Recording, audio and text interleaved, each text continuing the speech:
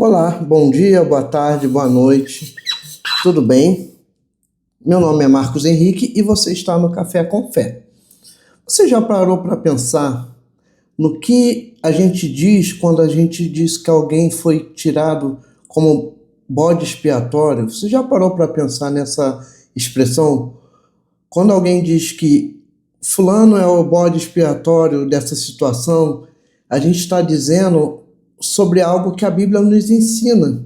E é isso que a gente vai meditar hoje. O que é realmente o bode expiatório? Quem era o bode expiatório? Do que a Bíblia fala quando diz do bode da expiação, ou como a gente conhece o bode expiatório? Então vamos meditar na palavra do Senhor em nome de Jesus. Então, conforme estávamos falando, o bode expiatório, essa expressão é muito usada quando a gente diz que alguém levou a culpa por alguma situação.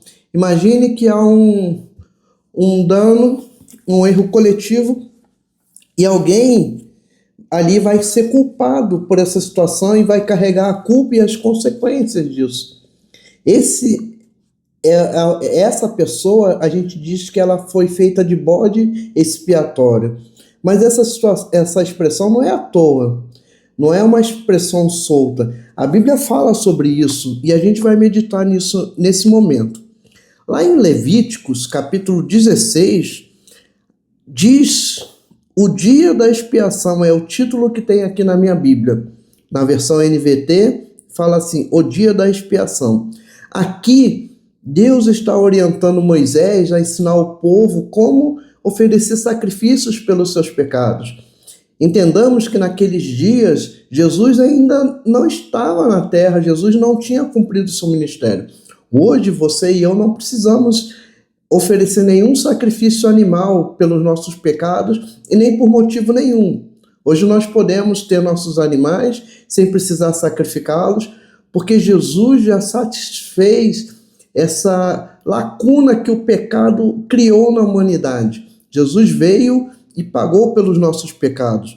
Mas nessa época, Deus exigia alguns sacrifícios pelos pecados, sacrifícios de paz também, sacrifícios que eram ofertas espontâneas, né? E tinha momentos que eles tinham que fazer oferta ali de vários animais, como bodes, carneiros, novilhos, bois, pombas, cada um com seu significado. Mas no dia da expiação, eram entregues ali ao sacerdote 2 bodes, né? E esses 2 bodes, eles eram entregues para a expiação do pecado de toda a nação.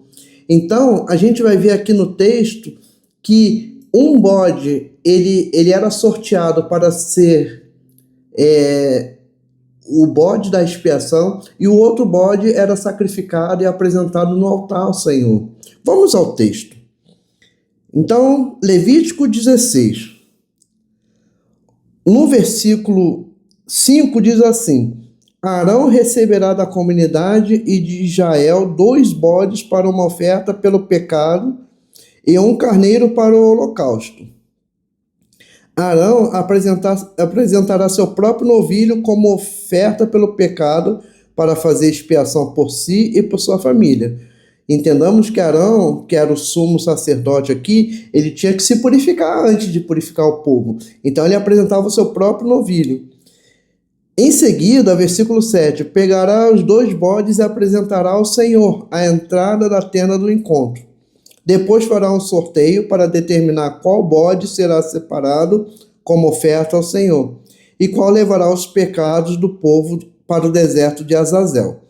Então apresentará ao Senhor o bode escolhido por sorteio e o sacrificará como oferta pelo pecado.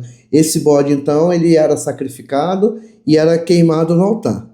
O outro animal, o bode escolhido por sorteio para ser enviado para o deserto, será apresentado vivo diante do Senhor. Ao ser enviado para Azazel, no deserto, servirá para fazer a expiação pelo povo. Aí a gente vai ver no versículo que Deus continua explicando, aí ele vai dizer assim, ó, no no versículo 20. Olha o que diz no versículo 20. Quando Arão terminar de fazer expiação no lugar santíssimo, pela tenda do encontro e pelo altar, apresentará o bode vivo. Colocará as 2 mãos sobre a cabeça do bode e confessará sobre ele toda a maldade, a rebeldia e os pecados dos israelitas. Assim transferirá os pecados do povo para a cabeça do bode. Depois um homem escolhido especialmente para essa tarefa levará o bode para o deserto. Ao sair para o deserto, o bode levará sobre si todos os pecados do povo para um lugar distante. Esse era o bode expiatório. A gente precisa entender a realidade e a seriedade das coisas que a gente fala. Então, quando a gente usa essa expressão bode expiatório, é um bode que era selecionado ali, né, por sorteio. A Bíblia diz que eram 2 animais. Um deles era morto, o outro era enviado para o deserto.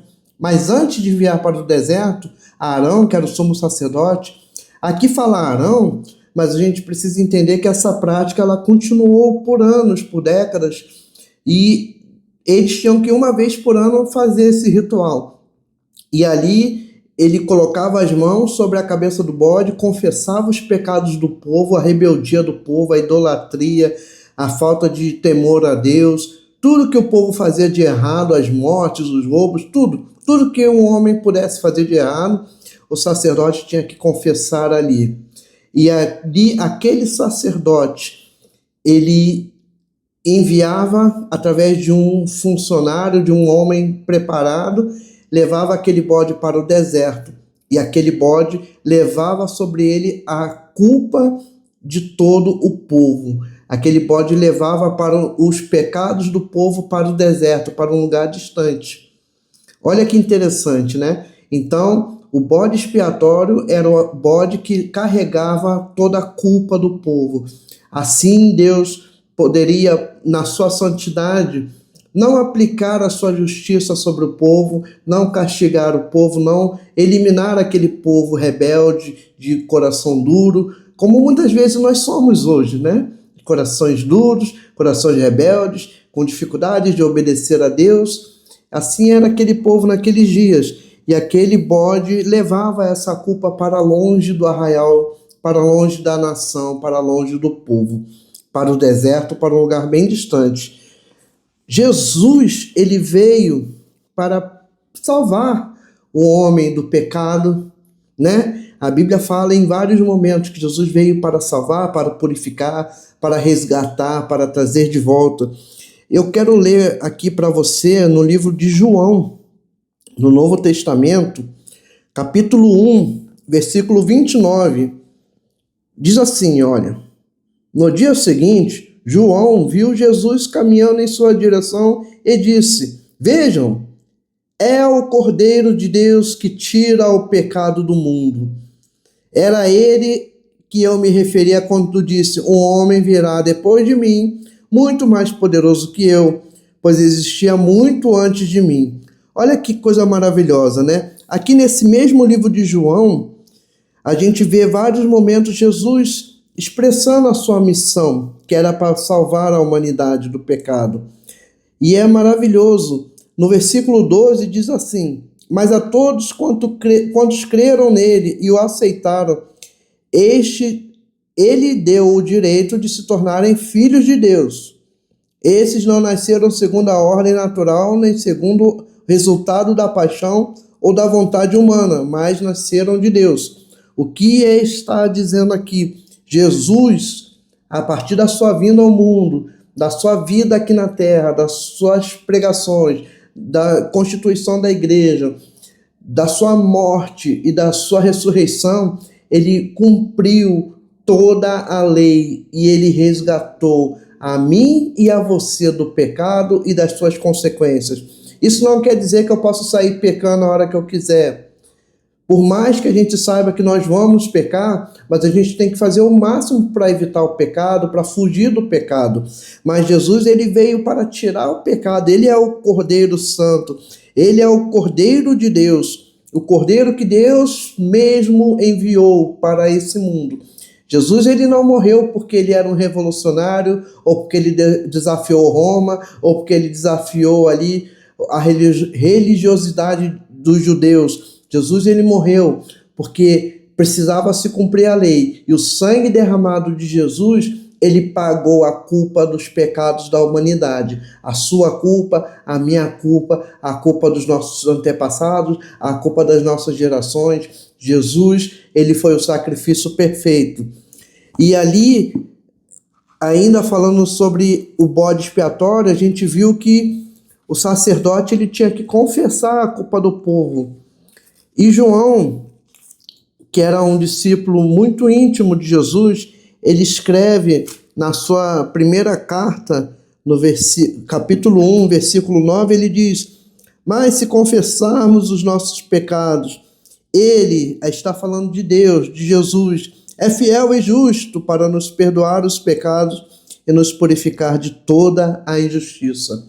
Hoje você tem uma oportunidade de confessar os seus pecados. Hoje eu tenho uma oportunidade de confessar os meus pecados, de me arrepender dos meus pecados, de deixar o pecado, porque Jesus, ele pode, pelo seu poder, perdoar os pecados e purificar de toda a injustiça.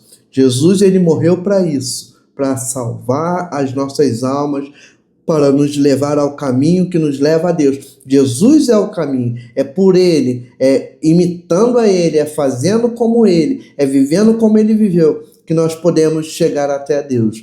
Então, em nome de Jesus, se você ainda não conhecia Jesus, você tem hoje aqui uma oportunidade de falar: Jesus, eu sou falho, pecador, entra na minha vida, perdoa os meus pecados, purifica a minha injustiça, tira todo o mal de mim. Eu entrego minha vida como a Ti, para que Tu sejas o Senhor e Salvador da minha vida. Faça essa oração, procure uma igreja, procure apoio, procure suporte espiritual de pessoas que vão te levar até Jesus.